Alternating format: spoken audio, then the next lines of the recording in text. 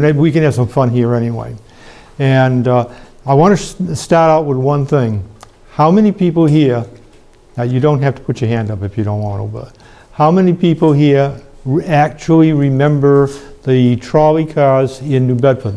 Now that means, and I'm one of them, by the way, that means that you had to be at least a little kid by 1947, because they went out in 47. Okay, so how many people are in our category? Good, because maybe you guys can come up with some thoughts and ideas you can share with the rest of the crowd. All right.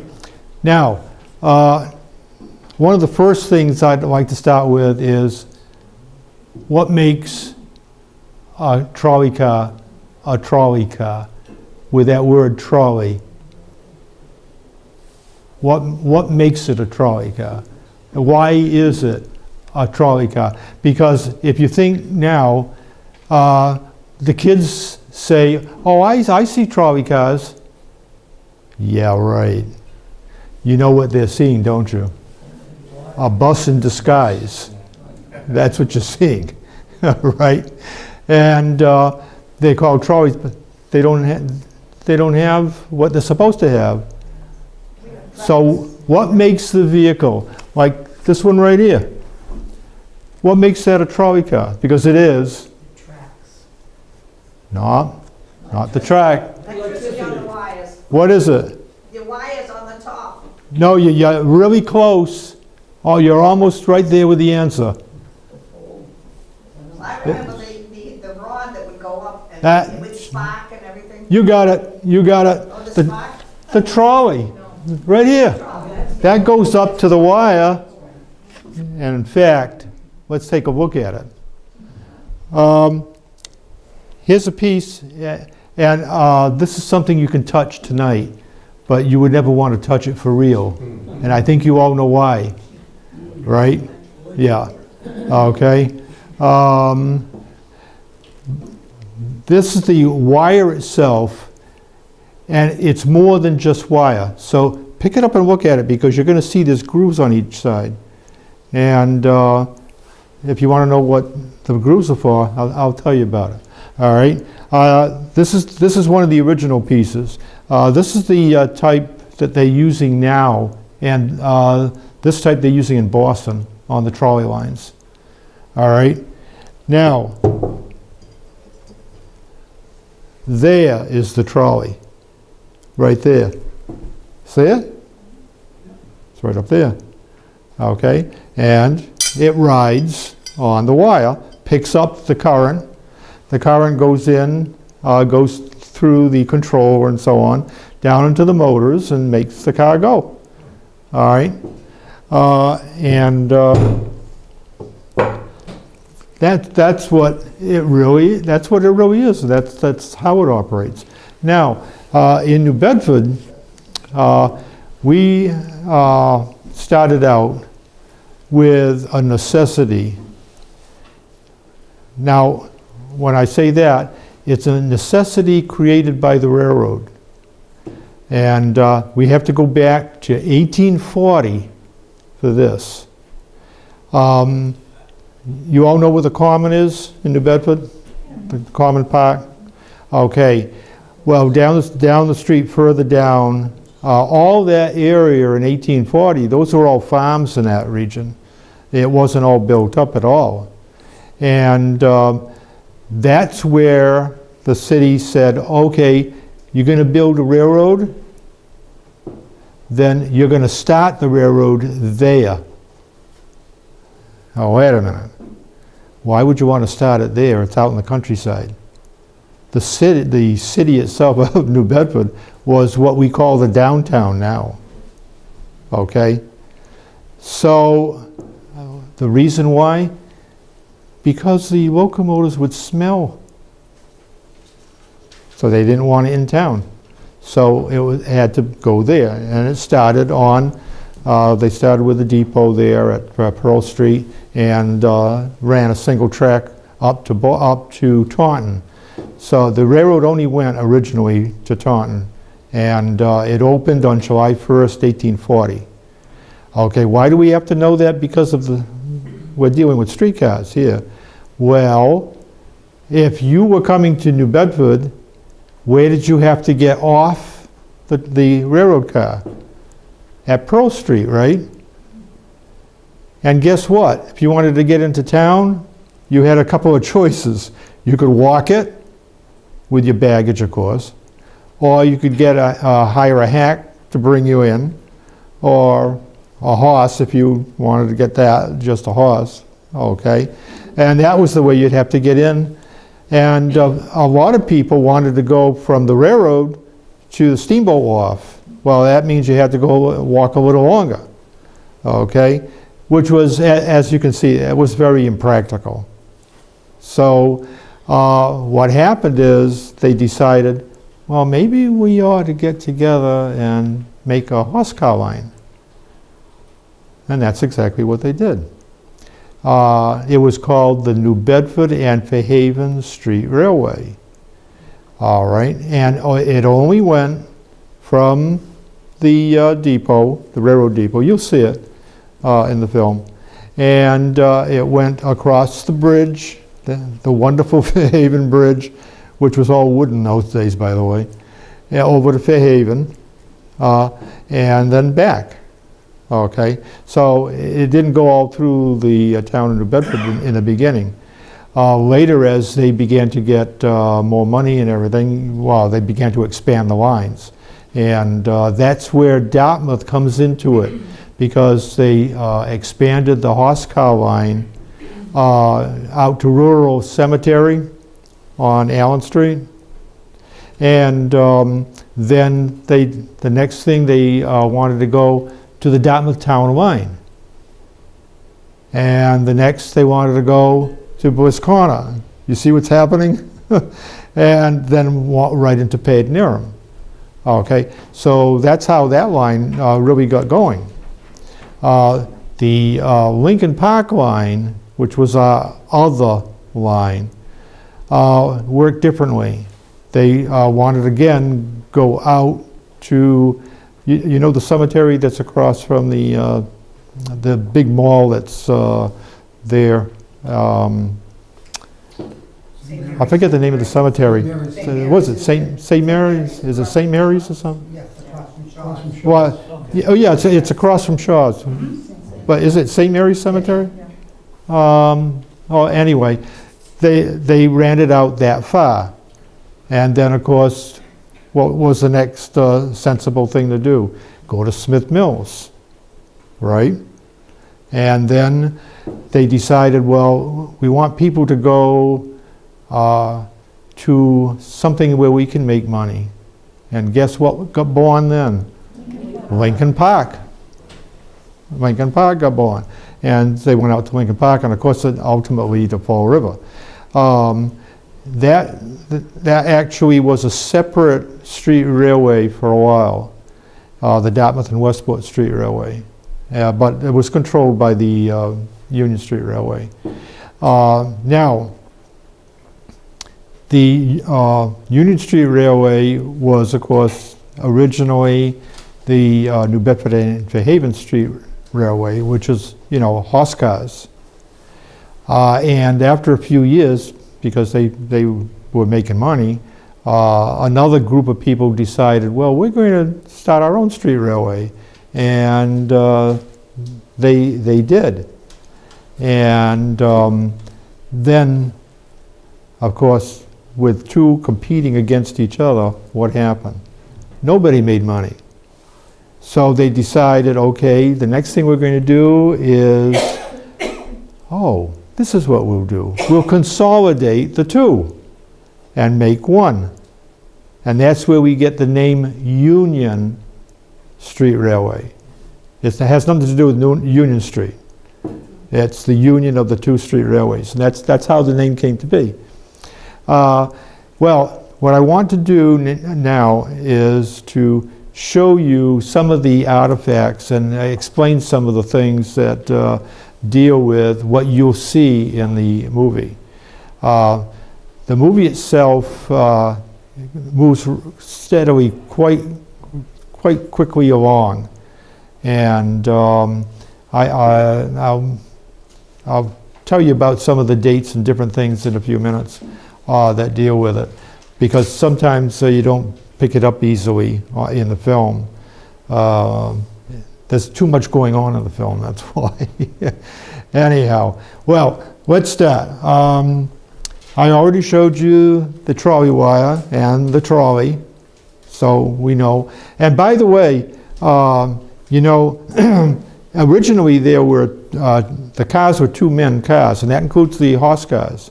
You had the driver on the horse car, and you had the conductor who, you know, got the money. Okay.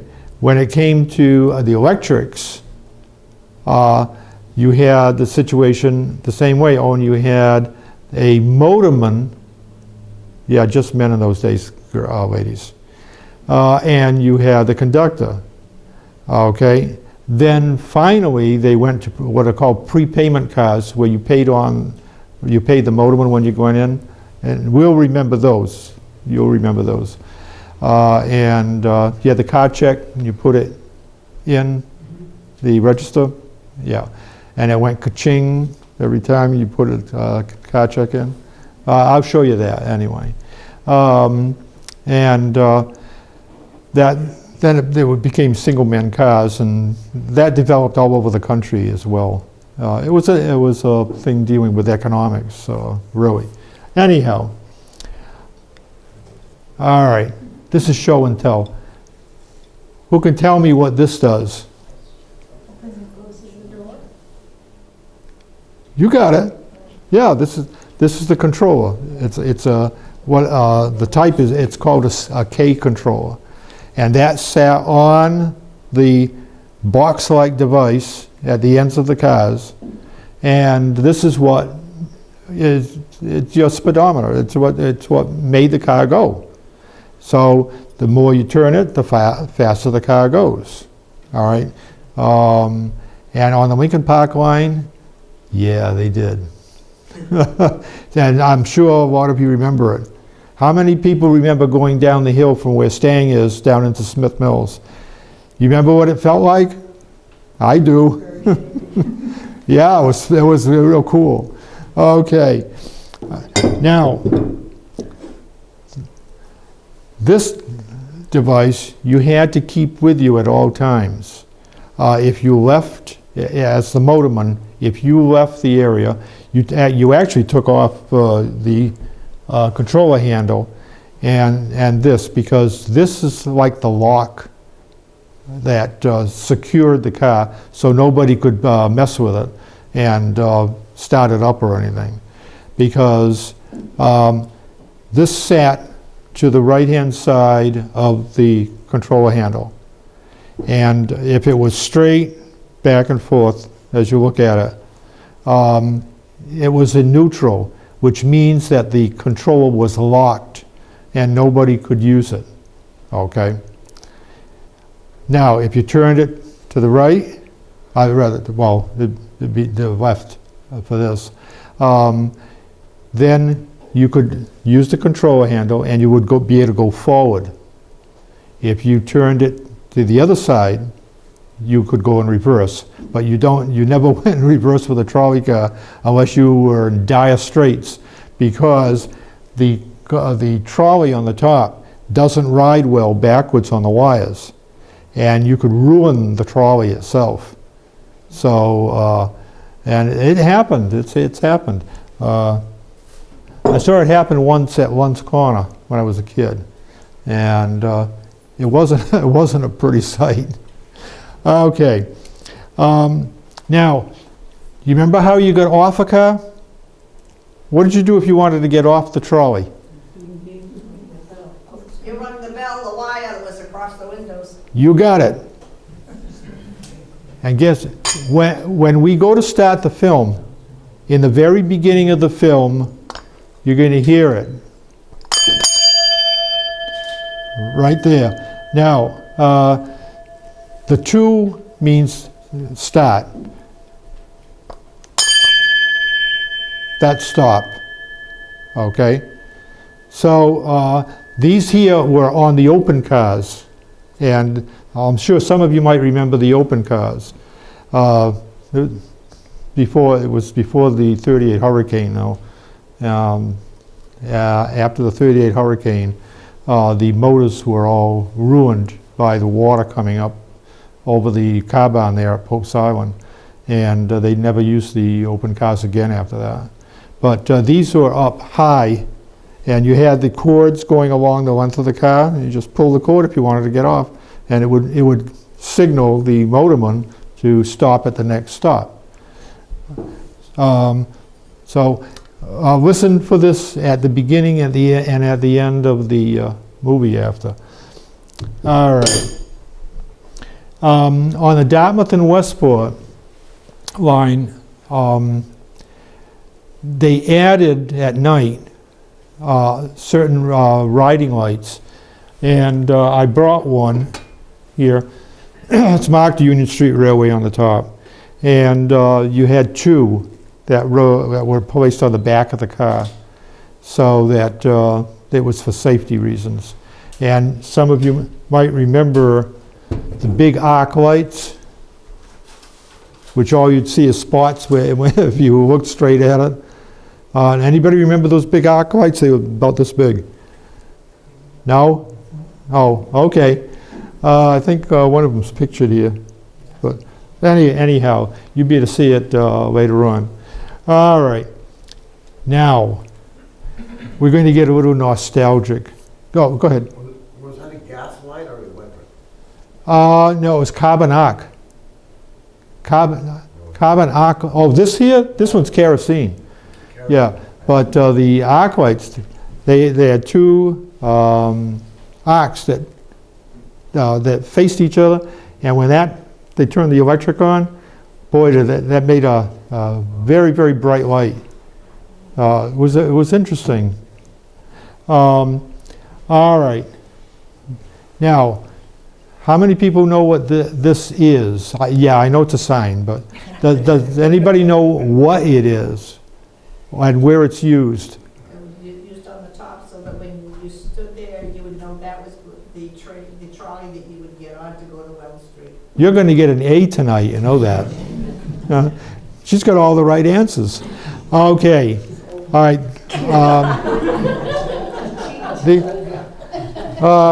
In the pictures here after, you'll be able to see these being used. And you'll see them in the film anyway. And those would ride up very high above the motorman at the ends of the cars, and so that you know this car here is going to Wells Street. Okay, now Wells Street was the car barn, so you didn't want to ride that unless you want to go in the car barn. But how about here? Ah, yeah, I see a lot of smiles. Yep, this was the Lincoln Park car. And now I'll be able to put it that way.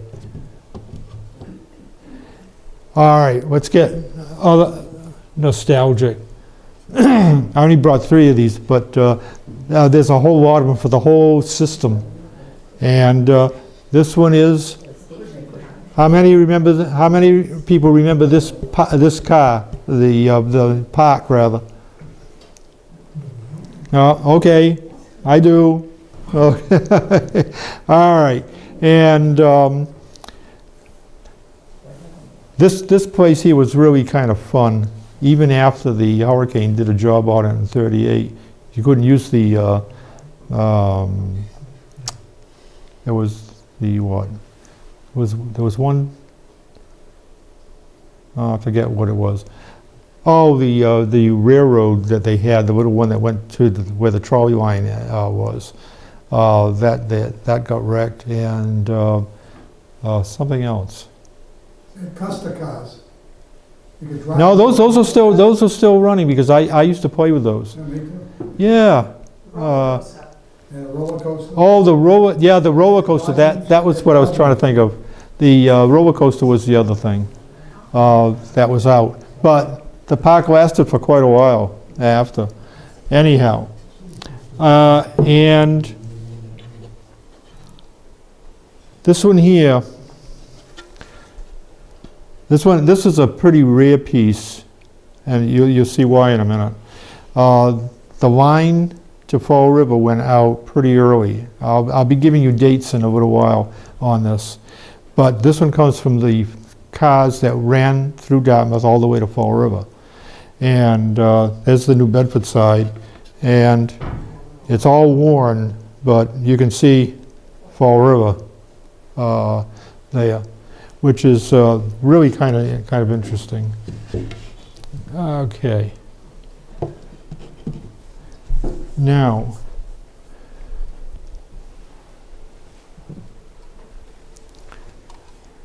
you never saw it this way, I don't think, but remember what you did with your car checks when you went aboard the car?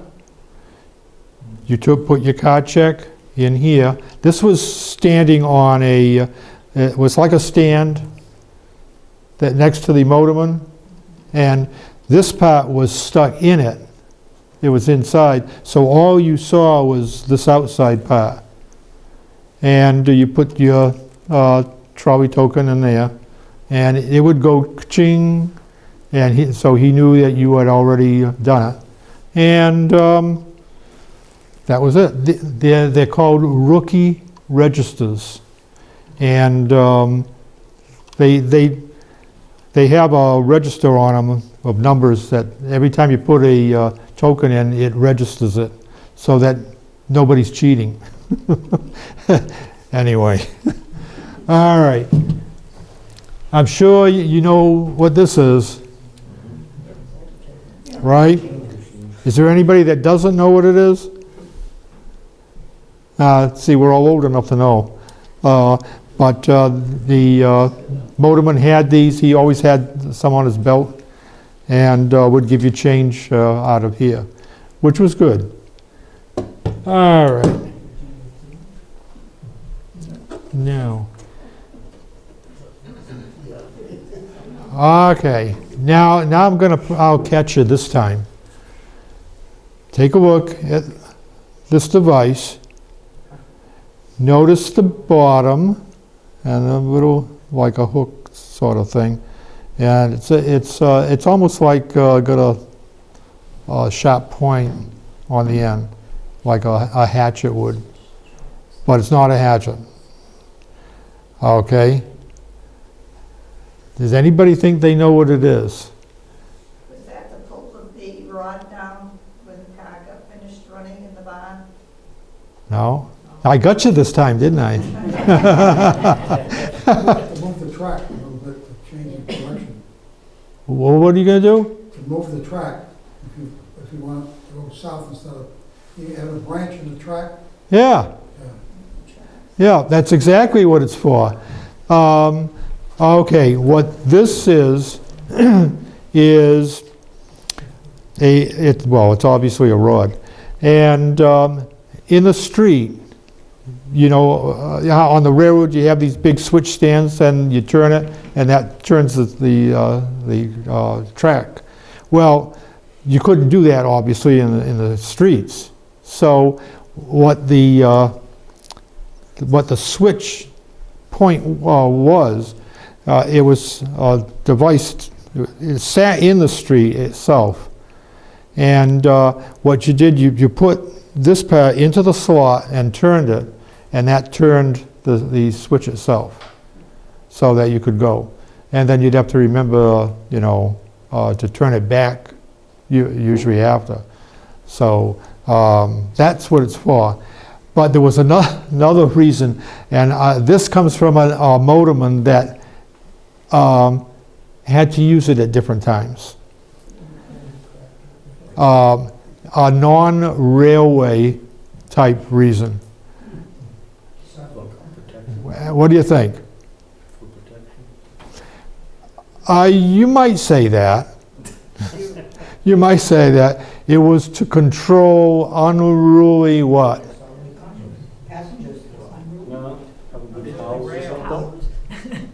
The town drunk. That's what it was for.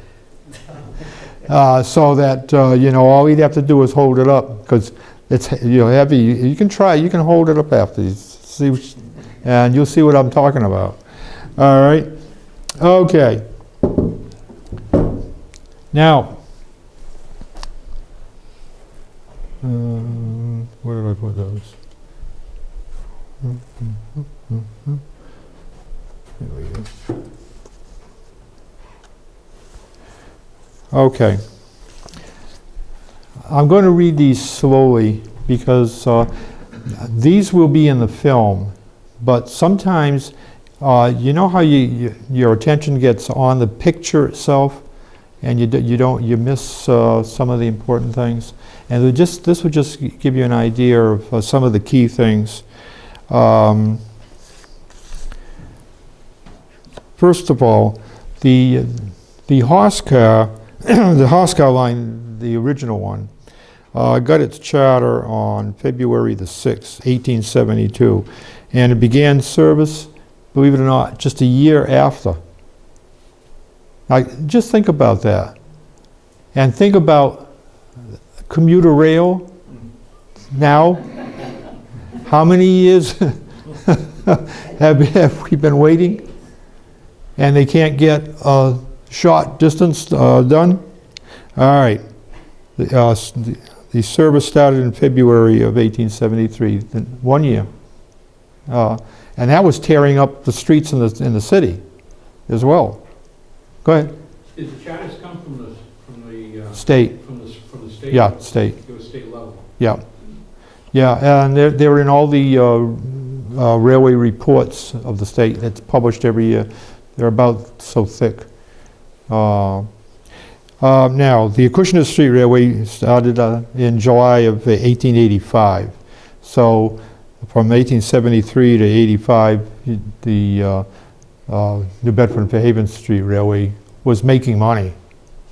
That's why Acushnet came along. The Union Street Railway consolidated April 30th, 1887. So it didn't, it didn't take long before that, I should say, the finances became embarrassed. Okay. Now, September 30th, 1933 was the last car from New Bedford to Fall River. So that name sign there is from pre that time, actually. Now, anybody here from Paid Neram? Paid Neram? Okay, because there's a little bit here. Buses to Paid Neram started on May 27th, 1935 from Bliss Corner. At Bliss Corner, you change from a bus to a streetcar to go into New Bedford. Okay, the last streetcar was on April 15, 1939, and that ended the Paid Neram line, actually. It all went to bus. The Union Street Railway was really big on changing to buses from the street railway itself. And other cities did the same, and I don't know how many of you follow any of this, but now as we're talking here, many cities are going back to street railways. Of course, they're very modern looking. They don't look like the cars that you see here or in the film. But they are, well, except for the city of Lowell, they rebuilt the trolleys just like the old ones were. And you can ride them now if you go to Lowell. And that's because of the national park they've got there, which is really cool. Now, this is an interesting set of dates.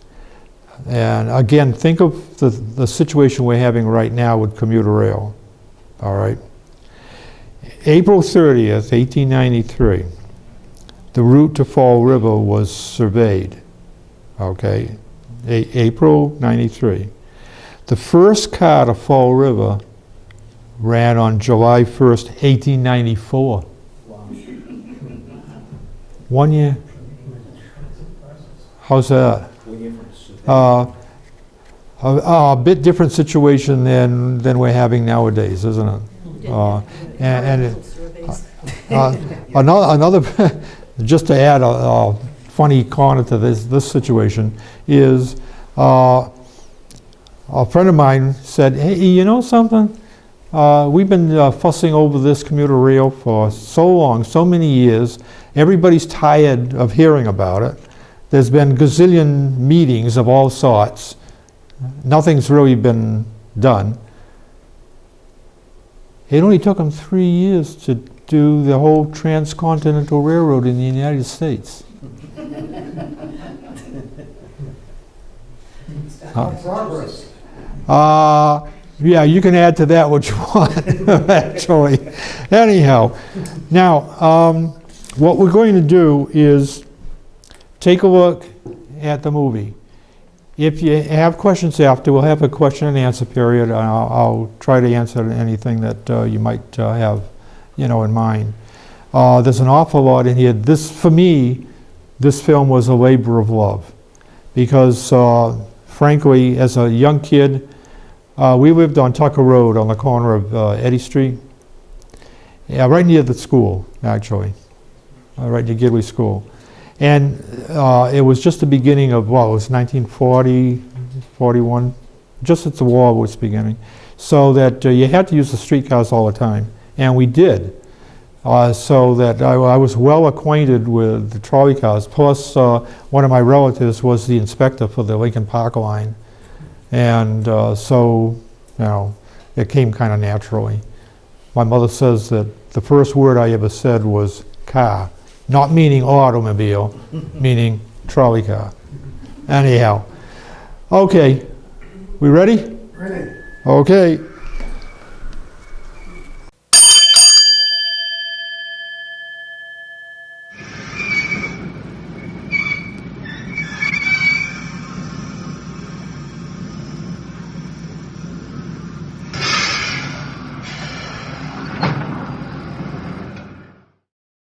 Dartmouth's trolley car lines really began because of a problem, right here on this spot in New Bedford. This was the whaling city's first railroad station and was situated on Pearl Street. When it was built in 1840, this area was really on the edge of town, and folks had to either walk or hire a carriage to go downtown. By the 1870s, though, this situation became a big problem due to the amount of folks wanting to catch steamboats to the islands of Martha's Vineyard or Nantucket. The steamboat wharf, however, was a mile or so away at the foot of School Street, a very inconvenient situation. At the same time, the population of New Bedford was growing quickly. Both railroad and steamboat officials realized that they had to solve this transportation problem. Presently, after interesting other investors, the group formed the New Bedford and Fairhaven Street Railway, incorporating on February the 6th, 1872. Construction began right away and really moved quickly. By June 15th of 72, track was completed between the New Bedford and Taunton Railroad Depot and the steamboat wharf. July the 1st saw the opening of the line, with a fare priced at 6 cents. In the beginning, there were just 2 routes. The first ran from the Pearl Street Railroad Depot, shown in red on this map, to the steamboat wharf. The second route, shown in yellow, started at William and Purchase Streets and went over the Fairhaven Bridge to Bridge Street in Fairhaven, and on to the Fairhaven Branch Railroad Depot. The line needed a car house for its horse cars and for stabling the horses, so one was constructed on the east side of Purchase Street north of Pearl. This facility served the line throughout its early years. By the way, the horses' names are Pepper and Snowball. The first horse cars purchased were built by the Jones Company in West Troy, New York. 3 of this group were called bobtails. They were single-ended, with a platform in front for the driver and single step in back for passengers to board or exit the car. The problem here was that a turntable was needed at the ends of the line in order to turn the cars around. The double-enders had no such problem, for at the end of the line, you merely unhitched your horses, walked them around to the other end, and hitched them back up. The horse car line began to make money and soon extended its tracks to accommodate an ever-increasing population. Suddenly, in early 1884, word got out that a new street railway company was in the works. This line took the name Acushnet Street Railway. Its two main promoters were Abbott P. Smith of New Bedford and Charles E. Cook of Dartmouth. This new company's tracks started at Lund's Corner, which is at Acushnet Avenue and Tarkin Hill Road, and ended up at Cove Road along Clark's Cove in the south end of town. The Acushnet Street Railway also constructed its own car barn at Bowditch and Weld Streets, shown here. The left side of the building accommodated the new company's offices, and the right side housed the horse cars. During this mid-1880s time period, both street railways, who were fierce rivals by the way, extended their tracks toward the Dartmouth border. The New Bedford and Fairhaven laid rails from Summer Street up Kempton to Jenny Street. The Acushnet Road laid rails up Dartmouth Street as far as Rural Cemetery. With such tight competition between the two companies, neither ended up making money. The year 1886 in particular was very hard. It became obvious that New Bedford could not support two separate systems. Merger talks began in 1887. On April the 30th, 1888, the separate roads became one, under the new name Union Street Railway, meaning the union of the two older lines. It is interesting to note that the merger of the two roads took place at about the same time that electricity as a motive power became practical. Soon, the Union Street Railway began considering the replacement of its horse cars with the newfangled trolley cars. Initially, though, when the street railway proposed using electricity to run trolley cars, there was a flurry of opposition, even from the mayor, who was a horse lover.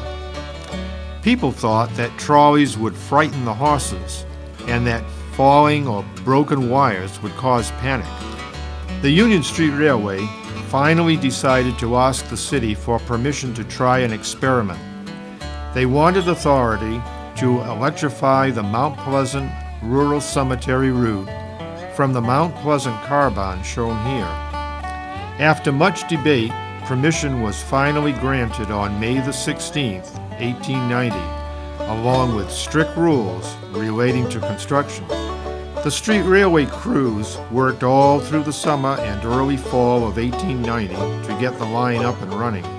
On Friday, October 17th, an experimental car was run over the Mount Pleasant line at night to check everything out.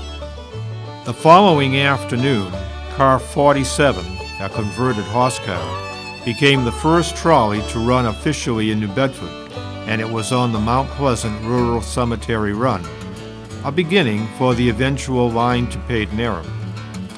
The electric cars proved an immediate success with the public. Everyone wanted to ride the trolley.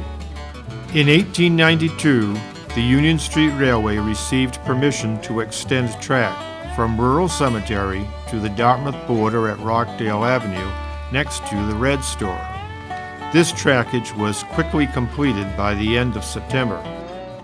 During the next year, 1893, tracks were extended along Rockdale Avenue southeasterly to what was known as Howland Village.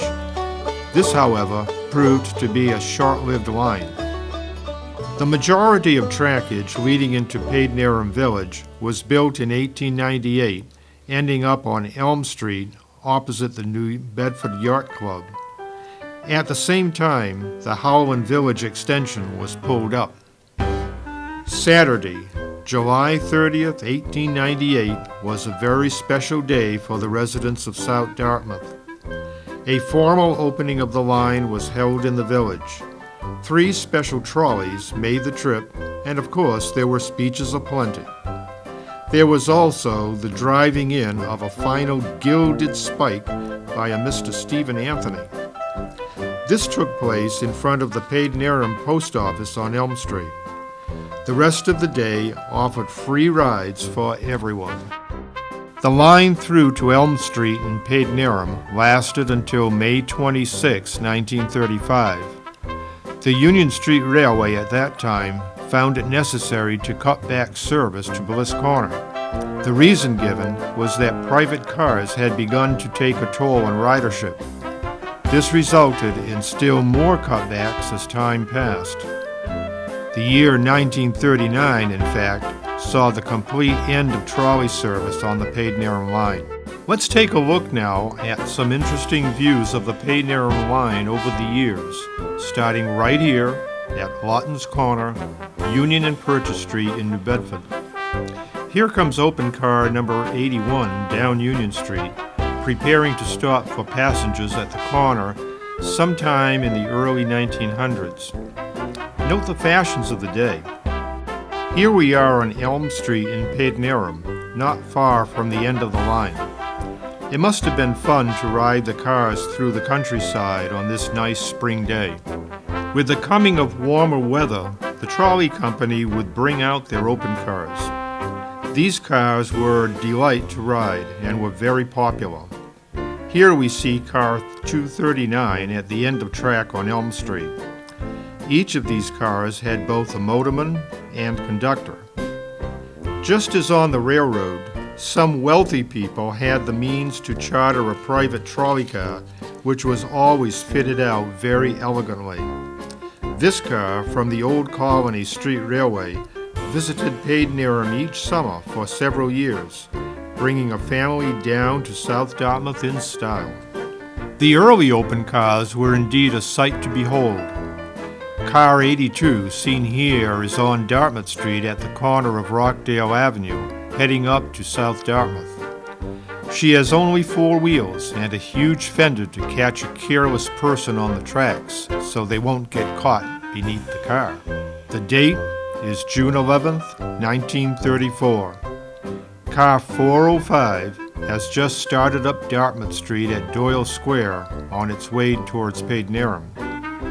These cars were a semi-convertible car in that the windows could be lowered way down to give an airy ride, like that on an open car. Here we see car 403 cruising along Dartmouth Street not far from Bliss Corner. Waiting at Bliss Corner is car 403 set to return to downtown New Bedford.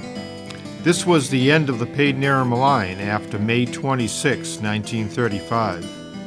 Lastly, here's a parting view of a Bliss Corner car just starting up Dartmouth Street in New Bedford on its way to South Dartmouth. Let's now move a bit north in Dartmouth to the town's other trolley line. This route was much longer and has a far more lengthy history. A glance at the map showing the route in red allows one to see that the tracks connected New Bedford to Fall River with a right-of-way along Route 6. The center island along the road today is where the double track formerly ran. This new independent line received its charter in early March of 1893 and was named the Dartmouth and Westport Street Railway. It connected with the Union Street Railway at Kempton Street in New Bedford and with the Globe Street Railway at the Narrows, Watuppa Pond, at the Fall River border. Construction of the line moved right along, and, though opened in sections, on July the 1st, 1894, the line was completed between the two cities. Car number 6 here was the first car over the entire line. This view is at the Stafford Road Car Barn in Fall River. Since the Dartmouth and Westport didn't have any car barns of its own, the company used facilities provided by both the Globe Street Railway in Fall River and Union Street Railway in New Bedford. Here are pictured two cars at the Mount Pleasant Car Barn in New Bedford at Durfee and Mount Pleasant Streets. The year 1894 is also important for another reason relating to the trolley line. The company purchased a large pine grove near the Dartmouth and Westport town line, right near Westport Factory Village. This park was named Lincoln Park and proved to be very popular for many decades. This facility indeed has a very lively history of its own. The Dartmouth and Westport trolleys became very popular right away, so the company actually made money right from the onset of service. With such heavy patronage, the company soon found that their single-track line was totally inadequate. They quickly decided to lay a second track alongside the original rails, which were on the side of the road. This was in the early first decade of the 20th century. Here we can see the new double track in place toward the south side of what is now Route 6 at Smith Mills. Note the dirt road. We are looking easterly at Smith Mills, corner of Fonts Corner Road. The tracks are on the right, and a wide carriage road is on the left in this scene. The rails are really distinct in this view of the Smith Mills area. One can pick out the Friends Meeting House on the right and homes at the corner of Tucker Road. The newly double-track road proved to be a big improvement, and the line worked quite well.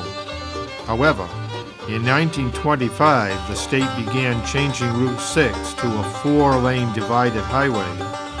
As a result, the double-track system had to be changed to a center private right-of-way between the easterly and westerly lanes of auto traffic. For the most part, this center island is still intact to this day, though it has narrowed some. Westport Factory Village had a little different trackage situation in that the trolleys had to go over a long wooden trestle bridge that spanned the westerly edge of Lake Nokichoke. The carriage road made an almost 90-degree turn at this point, but the trolley bridge cut across the waterway at an angle. Later, the bridge work was changed so that both road and tracks were separated so that there were no longer problems with rights-of-way or bad collisions. The 1925 highway change modified the area still further, as did the change of bridge to causeway in 1937. Returning to Smith Mills for a moment, those of you that live in the area might find it interesting to know what happened on the first day of service to the village. It was Saturday, July the 1st, 1893. 4 newly painted open cars with officials from both New Bedford and Dartmouth were aboard, plus other invited guests and the musical exchange band. This group really provided a festive air to the event. When the cars arrived at Smith Mills, they were met by a large group of villagers. Mr. Joe Bess Gidley welcomed the visitors with a speech. The trolley line provided food for all, and then any folks that wished to could ride the cars back to New Bedford for free. In addition to the Dartmouth and Westport Street Railway's regular 4-wheeled closed and open cars, the line also sported what was called a director's cab for the line's officials to use on company business. It was built in 1895 by the Jackson and Sharp Company and served the road as needed while it was still independent. Up to 1896, the company used just 4-wheeled trolley cars. Management began to rethink that situation, and in the summer of '96 purchased a 13-bench, 8-wheeled open car that had seating for up to 65 passengers. This move was a complete success from the beginning and resulted in the purchase of several more larger cars in the succeeding years. To illustrate, here's 5 opens lined up for a large crowd at Lincoln Park. Seen here is an example of the large closed cars that the company bought. Number 295 is cruising into Smith Mills in this view, bound for the Narrows at Fall River. Financially, the Dartmouth and Westport was doing exceptionally well and really was heavily influenced by the Union Street Railway management. As one might expect, eventually thoughts turned to consolidating the two roads. This finally happened on November the 1st, 1910. The D&W then became the Dartmouth and Westport division of the Union Street Railway. The speed of the trolleys on the Dartmouth and Westport was always something that excited riders in one way or another. The line thusly developed a nickname. It was called the Gee Whiz Line. Now, there are two very different stories around about how the line got this label. One story says that the editor of the Fall River Herald gave it that label due to the trolley's fast speed. The other story that's been heard for years had to do with the women's hats of the day, the large, high, often wide-brimmed variety. Imagine sitting in an open car racing along the private right-of-way and then down the hill from Slocum Road into Smith Mills. The hats didn't stand a chance. Gee whiz! The Dartmouth and Westport division continued to do well for a number of years. However, automobiles, and later buses, began to take their toll on ridership. It came to the point where the Union Street Railway ended service to Fall River on September the 30th, 1933. In this scene are the last two cars meeting at the Narrows that day. Service was cut back to Forge Road near Lincoln Park. One might think that the trolley line just cut back service without a fight. That's not so, however. To hopefully attract more riders on the Fall River Run, 4 cars were upgraded to deluxe cars in 1927, but the inevitable was only delayed. Refurbished car number 295, seen here, is approaching Rockdale Avenue in New Bedford, heading east on Kempton Street. Here's what she looked like on the inside, with fine leather seats and even curtains in the windows. The remaining years of the 1930s rolled along with the trolleys carrying passengers to and from Lincoln Park and along to other stops on Route 6. It wasn't long until a big upsurge in ridership occurred with the United States' entry in World War II.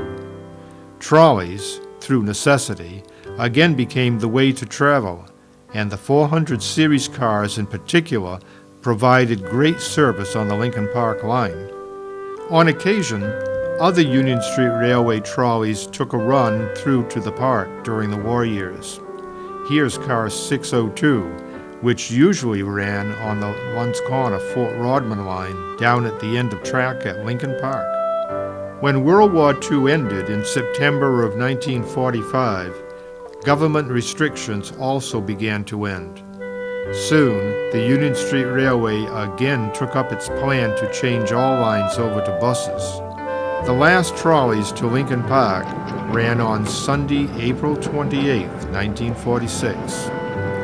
New Bedford's last cars ran on Sunday, May 3, 1947, and our area's trolleys sadly passed into history.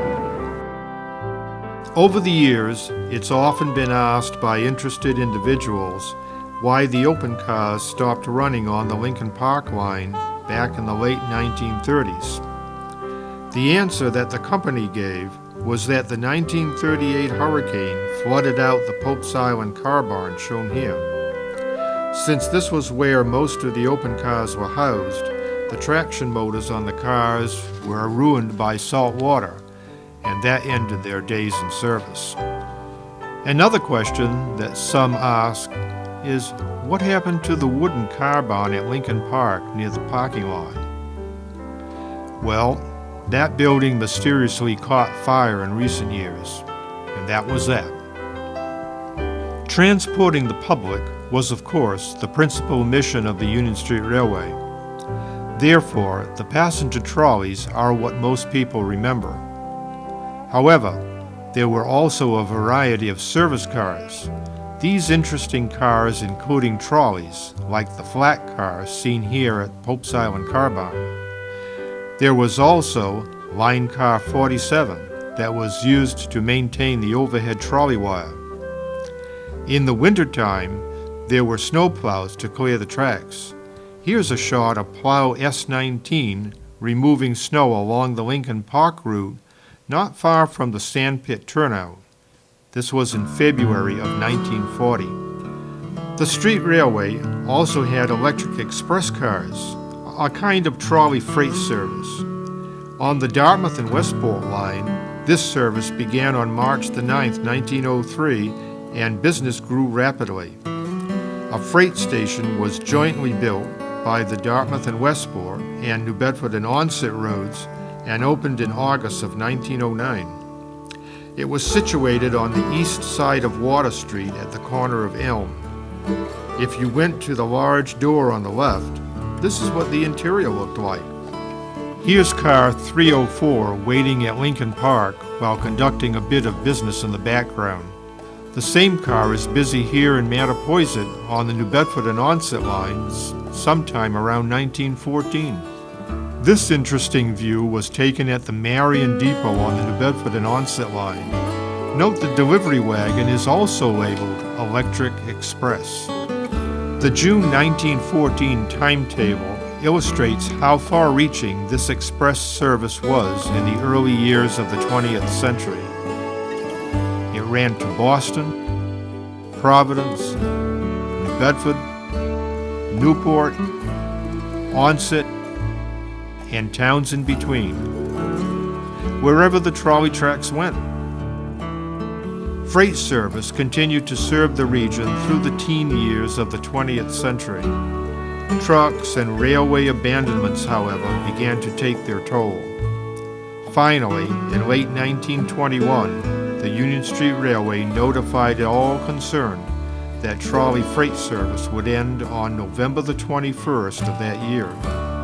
Now, the express cars were about to take on a new life. The Union Street Railway management decided to convert the now unused express cars to snowplows of one design or another, or sand scraper cars.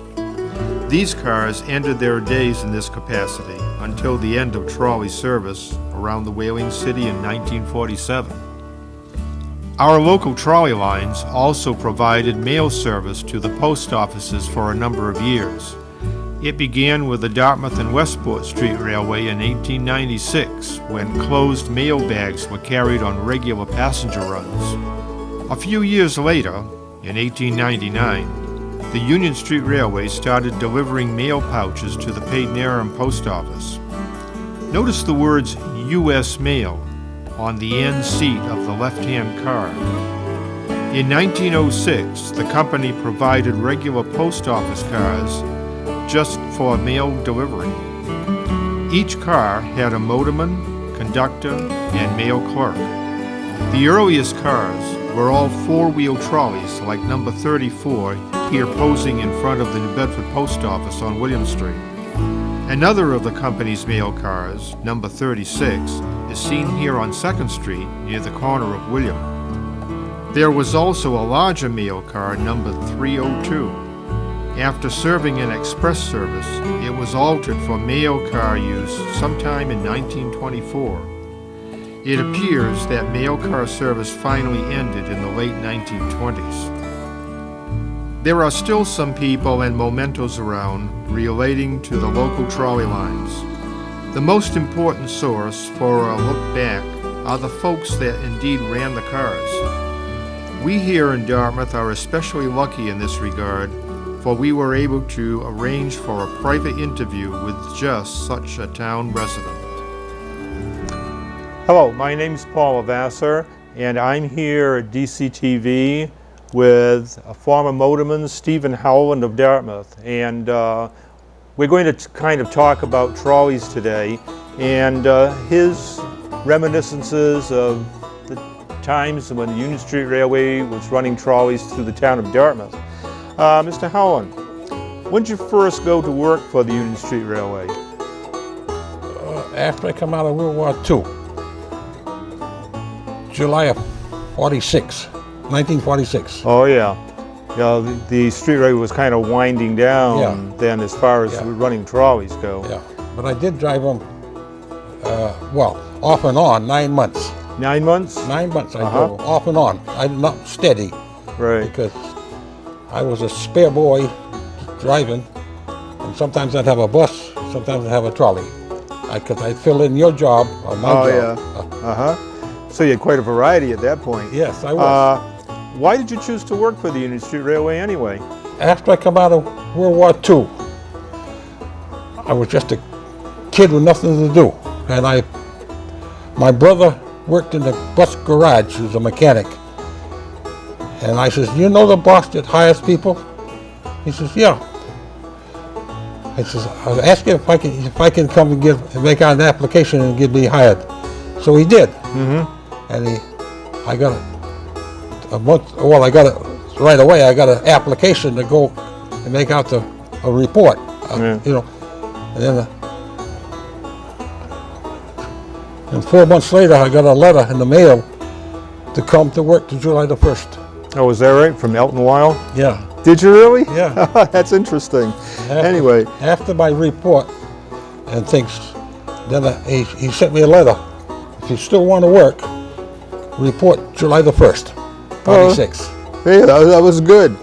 Which car lines did you run the trolleys on anyway? Well, the only one they had was Fort Rodman to Lungs Corner. That's By all then, the rest had gone. Yeah. All the rest had gone. Yeah, they were all going into buses. Yeah, all gone to buses. I well remember that, Yeah. I'll tell you. Now, the Union Street Railway had several very interesting designs of trolleys. You had the 400s, 500s, the 600s, then you had, of course, the earlier yellow bellies, Yeah. the 1s and 200s that had that yellow strip there Yeah, along on the the side. sides. Which ones did you like the best? I didn't drive too many yellow bellies. We call them yellow bellies. Yeah. That's the way we remember them too. I only drove it once or twice, and that was taken from the Wells Street car barn over to Pope's Island and Yeah. park it away in the garage. Yeah. Of course, the 400s and the 500s, you sit on a stool with a Yeah. chain from the front. The Right. stool wiggled back and forth, and they was all right. I liked them. Of course, the 600s had a regular seat, and just always sat down to drive. Yeah, it swiveled, didn't it? Yeah. It was almost like a Well, bucket seat, wasn't it? They didn't shrivel, they just turned around. Yeah. They didn't shrivel. The ones hanging on a chain, they shriggled back and forth. Yeah. There was the 400s and the 500s. I can remember those on the Lincoln Park line, actually. Those They took it off. 400s. They took that off 1 month before I come. Oh, is that right? The Yeah. Lincoln Park line? Yeah, Oh, is that right? yeah. They took them off in June. I don't know what just the exact date, Yeah. but they took it off the 1st of June. And I come the 1st of July. Now, before you went to work for the company, I assume you rode the trolleys anyway, right? Oh yes. So, do you have any particular memories of the Paid-Narum line at all? That was a pretty line, actually, was pretty running nice. down to the Yeah. village. Yeah, well, yeah, I remember 'em.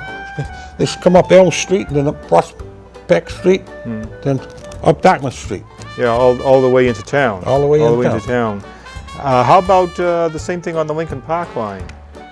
Lincoln Park line was a very interesting line to ride. I remember that.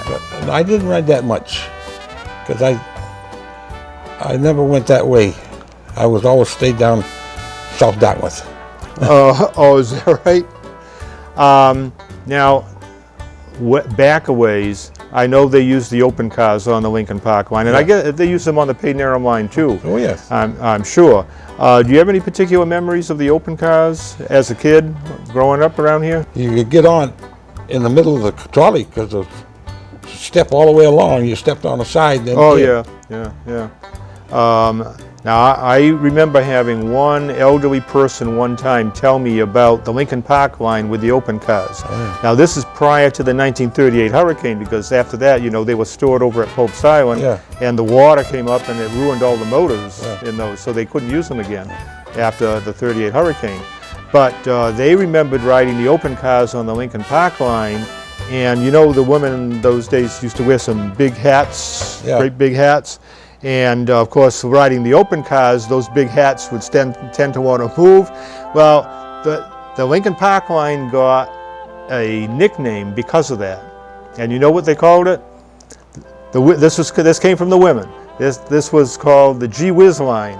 Because gee whiz, the hat's going, Yeah. you know, which was rather an interesting thing.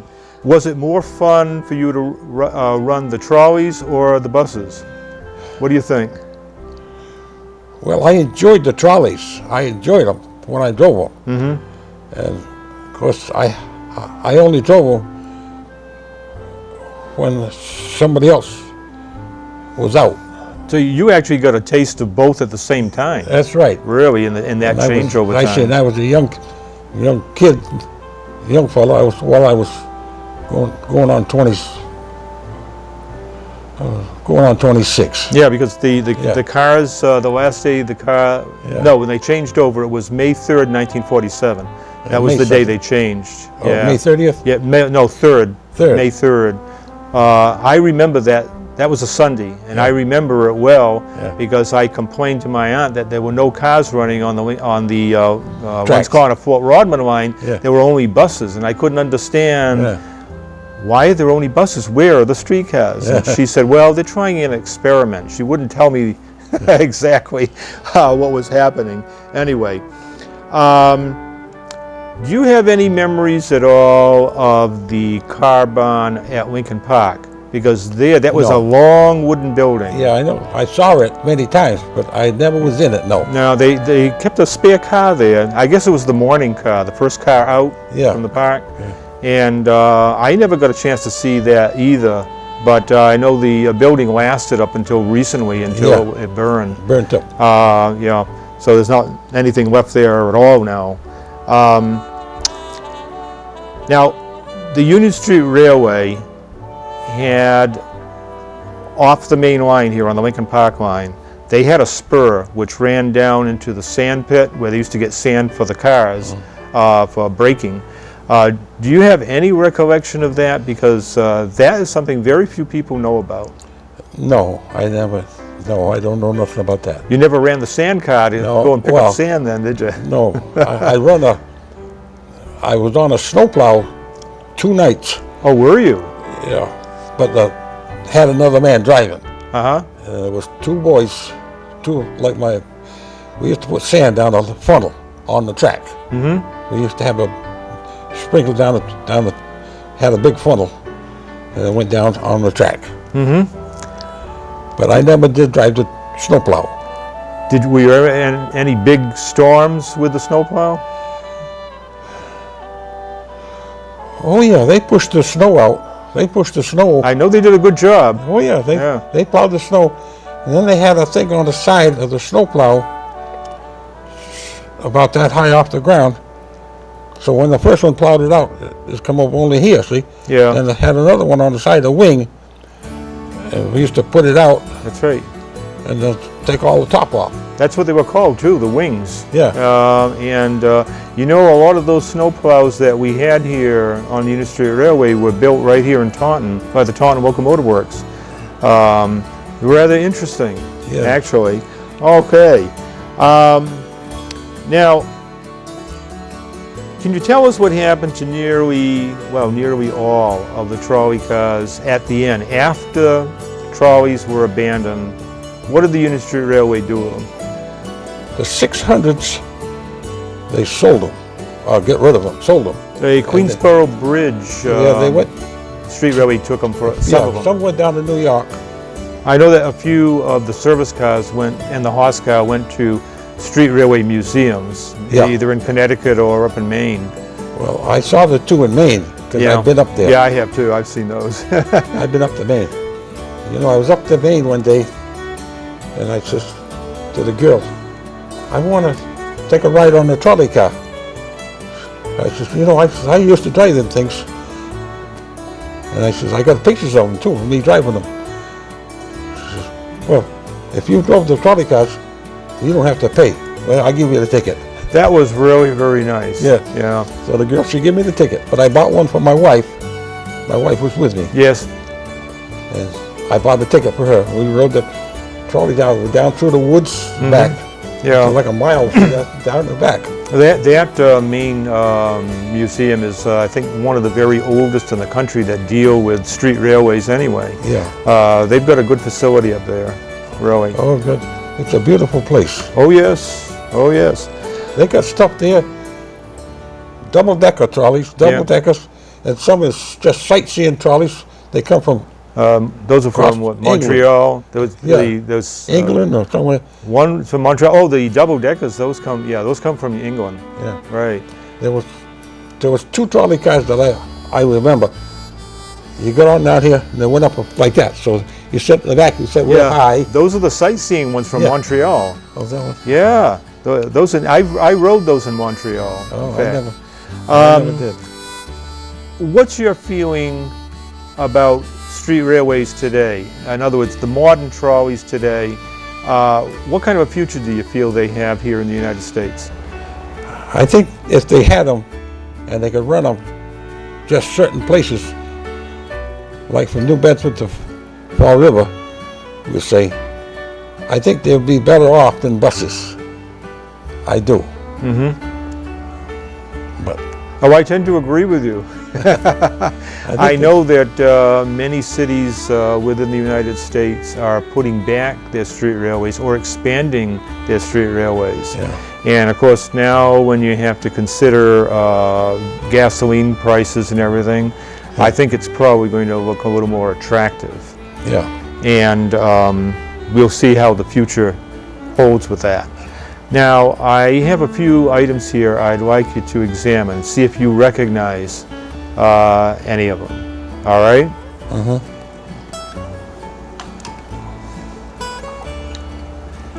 You recognize that at all?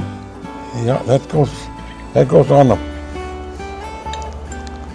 I don't know what's there's one for the brake and one for the gas, electric. I think this is for electric. That's the one for the electric. I think so. You may have actually used that. You know, you may actually have used that I don't very remember one. the top here. Just a straight handle, and it's kind of round. That one comes off one of the 600s. I don't remember this here. Yeah, I remember myself. Yeah. Now that I can't remember that part, but I remember the short handle, and it was for electricity Oh yeah. Oh yeah. Electricity. That's a controller handle. control, Um, power. see if you remember these things. Oh yeah, there was when you went to Lincoln Park, you had 2 of them. That's a rookie register. Yeah, yeah. You know, That one's it's jammed. yeah. You go in there, Car check come out here, and it and recorded. if it didn't go through, you put it in your pocket. Oh yeah? Oh, I didn't know that. Well, most of the time, people put them through. Right. Well, they were in the stand. Yeah, You Yeah. shoved it in the stand, Yeah. right? but once in a while, the inspector would get on, and he says, especially if you got late, he said, take the bus, take this and go down and pick up all the fares. So when you get to Lung's Corner, all they can do is get off. Well, of course, they would go in, they dump them out, and then you put them in your pocket. So once in a while, you collect one in this fare, and then you reach over and get this one. Well, sometimes you'd go in here, sometimes you wouldn't. Oh, is that? Yeah. It Yeah. all depends on the, Well, that's rather interesting. Now, then one time, they put a list up on a board for different drivers come in and see the boss. Well, come to find out, they was doing it that way, and to go to Fall River, on the Fall River line especially, they collect the fares, and then you got off, and I got on. Well, I would always turn in $10, $15, or $20 more than you did, oh yeah, because you collected a little by hand. that's true. Oh yeah. Uh huh. Oh yeah, there was one day they were to put a list up on a board for 12 drivers to come and see the boss, and They got a lecture. Oh, is that right? Yeah.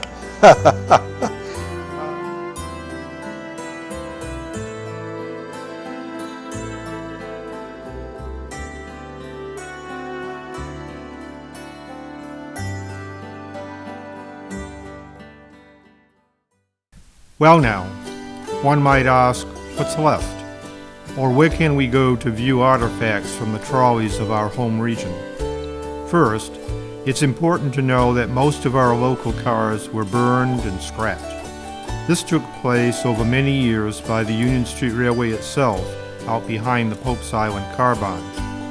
At the end of service here, 7 of the 600 series cars went to the Queensboro Bridge Line in New York City.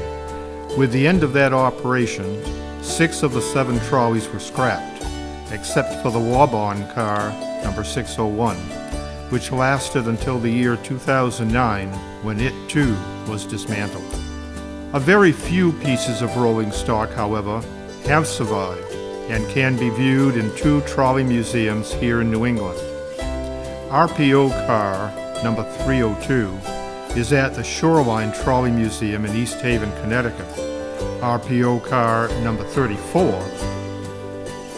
and horse car Oxford number 10 are at the Seashore Trolley Museum in Kennebunkport, Maine, and sadly, those are all that have survived. 2 of the car barns remain. The main barn at the corner of Weld and Purchase Streets is now apartments. Also, the Pope's Island car barn has long ago been transformed into a group of stores. Every now and then, some artifact or another from the trolley era is found. Some such items are tickets, car checks, passes, camp badges, photos, hardware like this controller handle, or a car check register, or maybe even a copy or 2 of Trolleygrams, a publication of the Union Street Railway employees back in the 1920s. Perhaps the most we have are the photographs taken by trolley enthusiasts back when the cars were still in operation.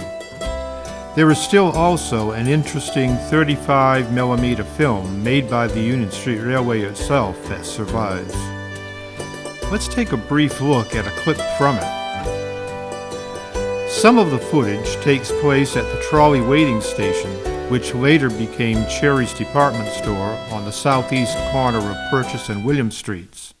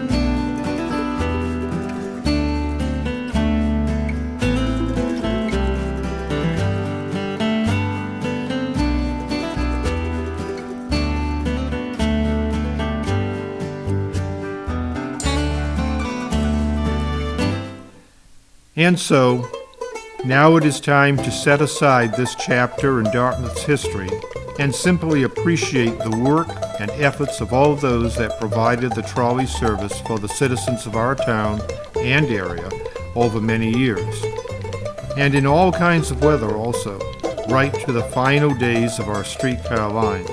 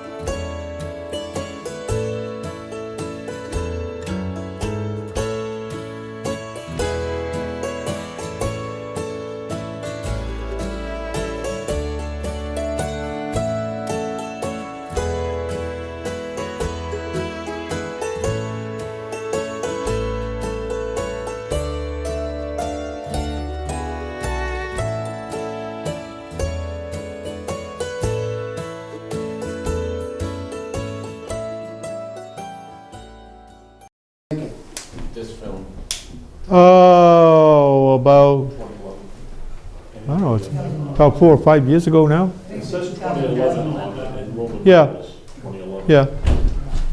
2011. Yeah, Fantastic. it's not long. Any other questions? Paul? Question. You seem to be a student of transportation history. I've read in the paper that there's going to be a realignment of Hathaway Road and Tucker, and they're going to spend $750,000 demolishing the Gidley School. What do you think about that? What do I think about it? Yeah. Well, I happen to live off Hicksville Road, and I've been going through surviving the situation around the mall on Fons Corner Road and the area, and I'm sure plenty of you know all about that situation. Well, it's beginning to get into its last phases now, but